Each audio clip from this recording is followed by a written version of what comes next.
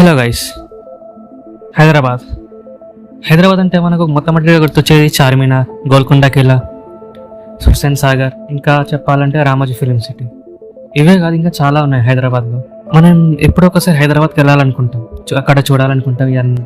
కానీ ఎంత పెద్ద సిటీ అయినా, ఎంత అభివృద్ధి చెందినా కానీ దానికి కొన్ని రహస్యాలు ఉంటాయి. ఈ కథ ఆ రహస్యాల్లో ఒక రహస్యమైన ఇల్లు గురించి.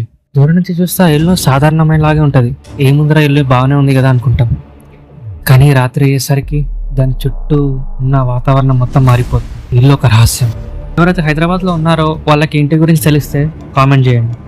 ఇంకా మీకు ఇలాంటి వీడియోస్ కావాలంటే షేర్ చేయండి, సబ్స్క్రైబ్ చేయండి. ఇంకా కథలోకి వెళ్తే, ఆనాడు ఇంకా ఆ ఏరియాలోకి ఒక తల్లి మరియు 2 కూతుళ్ళు వచ్చి ఆ ఇంట్లో షిఫ్ట్ అయ్యారు.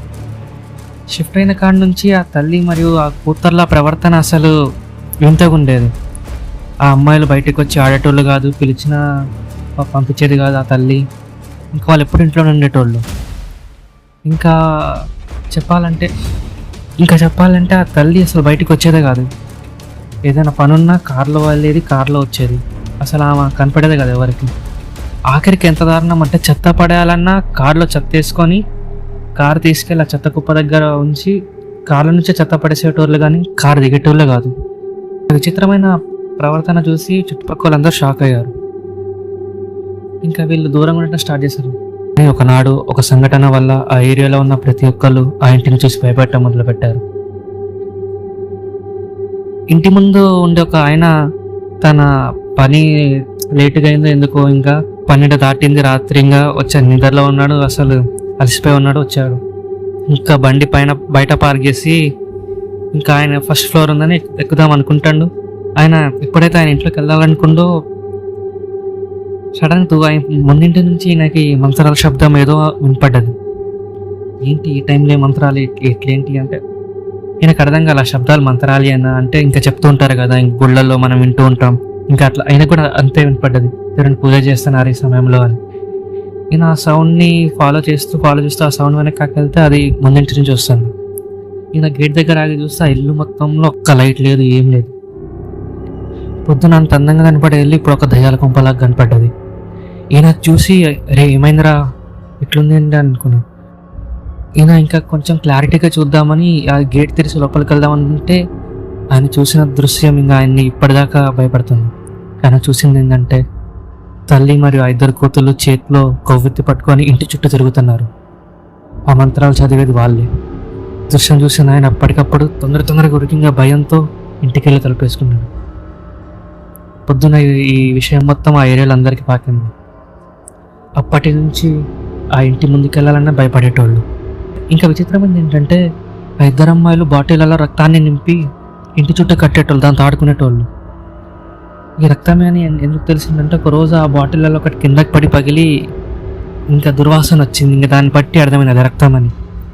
ఇంకా వీళ్ళ ప్రవర్తన ఎంత విచిత్రంగా ఉంది, ఎవరికి అర్థమయ్యేది కాదు. చాలామంది ఏమనుకున్నారంటే వాళ్ళమ్మ చేతబడి చేస్తుందని, ఆ ఇంటిని శుద్రశక్తులతో బంధిస్తుందని, ఇంకా ఇంటిని కాపాడుతున్నాయి అయ్యా అని, ఇంకా వాళ్ళ కూతుళ్ళని కూడా చేతబడికి గురి చేసిందని, ఇంకా ఎన్నెన్నో పుకార్లు వచ్చాయి. కానీ ఈ కథ మొత్తం మలుపు తిరిగింది ఒక రాత్రి.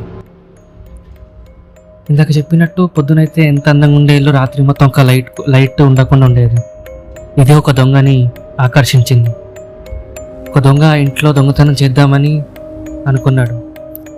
తను అనుకున్నట్టే దొంగతనం చేద్దామని ఇంటికి వెళ్ళి కిటికీల నుంచి ఎట్లా లోపలికి వెళ్ళాడు. అప్పుడు పాతకాలం కొంచెం, అప్పుడు మనలాగా స్మార్ట్ ఫోన్లు లేవు, టార్చులు అంత పెద్దగా రావు.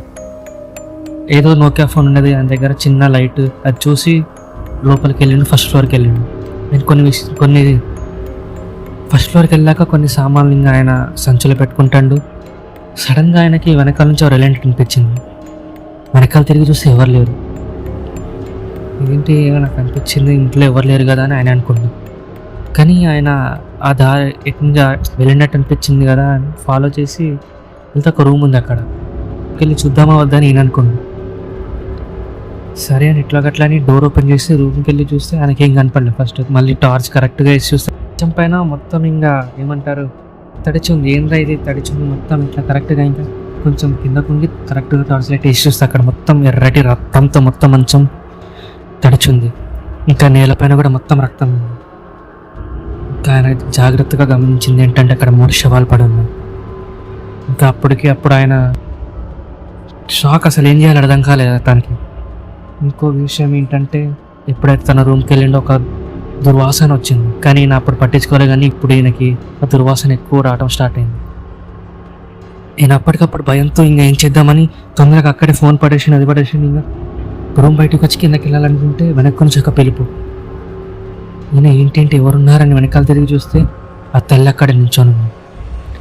ఈయన ఇంట్లో ఎవరు ఉన్నారా, ఏం జరుగుతుంది, ఏం అర్థం కాలేదు. తొందరగా వెళ్ళిపోదా అక్కడ ఆయన సామాన్లను అక్కడే పడిచి వచ్చిన దాన్ని తొందరగా వెళ్ళాడు. ఆయనకి ఏం చేయాలో అర్థం కాలేదు. అరే మళ్ళీ నా ఫోన్ నుండి లోపల మరి నా ఫోన్ దొరికితే నేను ఇరుక్కుంటా అని ఆ రాత్రి ఆయన వెళ్ళి పోలీస్ స్టేషన్లో లొంగిపోయాడు. ఈ కథ మొత్తం చెప్పిండు జరిగింది. కానీ పోలీసులు ఇది మొత్తం నువ్వే చేసి ఉంటావు, నువ్వే చంపుంటావు, కానీ కావాలని వచ్చి లొంగిపోతున్నావు అని ఇట్లా నమ్మారు. ఆ పోలీసులు వెళ్ళి ఆ ఇంటిని మొత్తం వెతికారు. వెతికితే ఆయన తను చెప్పినట్టు 3 శవాలు మంచం మీద పడున్నాయి. ఇంకా తన ఫోన్ అన్ని సామాన్లు అక్కడే ఉన్నాయి. అసలైన ట్విస్ట్ ఏంటంటే ఆ శవాలను ఎప్పుడైతే పోస్ట్ మార్టం చేశారో అవి 6 నెలల క్రితం చనిపోయిందని తెలిసింది. కానీ ఆ శవాలు ఎవరివంటే ఆ తల్లి మరియు తన 2 కూతుళ్ళవి. ఈ విషయం ఎప్పుడైతే చుట్టుపక్కల అడిగారు, ఇంకా ప్రతి ఒక్కరు భయంతో అసలు వాళ్ళ కిందున్న నేల కదిలిపోయింది.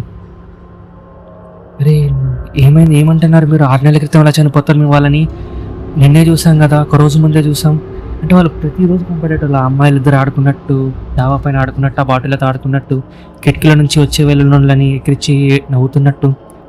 మీ ప్రతి ఒక్కరికి షాక్ కలిగింది. అరే వీళ్ళు 6 నెలల ముందు చనిపోతే వీళ్ళు ఎవరు మాకు కనపడ్డది. సరే ఒక్కరికి ఇద్దరు కంటే సరే, ఇంతమంది ఏరియాలో ఉన్న ప్రతి ఒక్కరికి కనపడ్డది. అప్పటి నుంచి ఆ ఇంటికి ఇంకా అది ఒక దయ్యం ఇల్లు అని పేరు పడ్డది. దయ్యమిల్ల ఇంకొకట. సరే ఇది మొత్తం పక్కన పెడితే మరి ఆ రోజు దొంగ చూసింది ఎవరిని? ఆ తల్లి మరి 2 కూతురు చనిపోయి ఉన్నారు. మరి దొంగ చూసింది ఎవరిని? తల్లి ఆత్మనా, ఇంకేమైంది? ఇంకా ఈ ఇంటికి ఇంకెవరు వెళ్ళొద్దని పోలీసులు ఆ ఇంటిని సీజ్ చేశారు. అప్పటి నుంచి ఇప్పటిదాకా ఆ ఇంట్లోకి ఎవరు వెళ్ళలేదు. ఈ సంఘటన 2002లో జరిగింది. ఇల్లు ఎక్కడుందంటే హైదరాబాద్లోని కుందన్బాగ్ ఏరియాలో ఉంది. ఆ పరిసరాల్లో ఎవరైనా నివసిస్తే ఈ కథ ఎంతవరకు నిజమో కాదో మీరు చెప్పండి. ఇట్లాంటి వీడియోస్ మీకు కావాలంటే లైక్ చేయండి, సబ్స్క్రైబ్ చేయండి, షేర్ చేయండి.